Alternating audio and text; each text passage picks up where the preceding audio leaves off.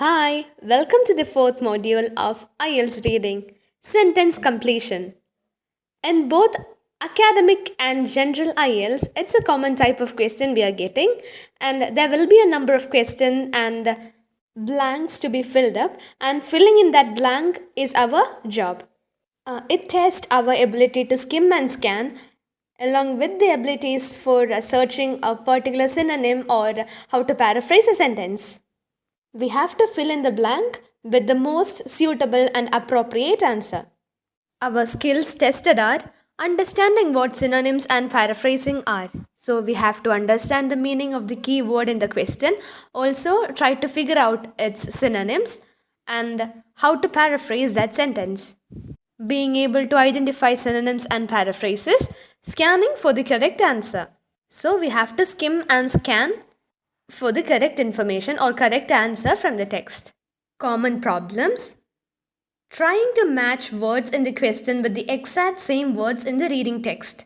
So as we told many times, most probably only the synonyms from the question can be seen in the passage, so we should scan for the synonym as well. Not being aware of synonyms and paraphrasing. Synonym and paraphrasing are the skills which we can develop, so we should focus in that area. Not reading the instructions properly. There will be strict instructions given, like only one word, no more than three words. So we should carefully note that and then write our answer. Reading the text before the question. So at first we should read the question itself and then find the answer. Advice for sentence completion. When moving to any question type, the first and foremost thing we have to note is the word count. It will be given like no more than 3 words, only 1 word. So if we are exceeding the word limit, then our answer will be marked incorrect. And if in sentence completion question it's given like no more than 3 words, it's a common word count. We can write 1 word, 2 word or 3 words as the answer. So we should not think that we can write only 3 words. We can write 1 or 2 or 3, but we can't exceed 3. Sometimes there will be strict instructions given in the question like using words from the text. So if it's given like that, we can only write words from the text. But if it's not so, or it's not given like that, we can change the word, but the meaning should be correct. In sentence completion question, the sentence we are completing should be grammatically correct. If we are scanning for the part of the text in which our question lies in, or the keywords from the question, we should think about the synonyms of the keyword and also how to paraphrase that question. Before answering any question, we should try to locate the part in which the question lies in. And if we find one, all the questions are in the same order, so it will help us to find the answer to other questions as well. Always read the question first and then skim read the text. Strategy for sentence completion. Read the instructions carefully, noting how many words you can write and if they want you to include the exact words from the question or not.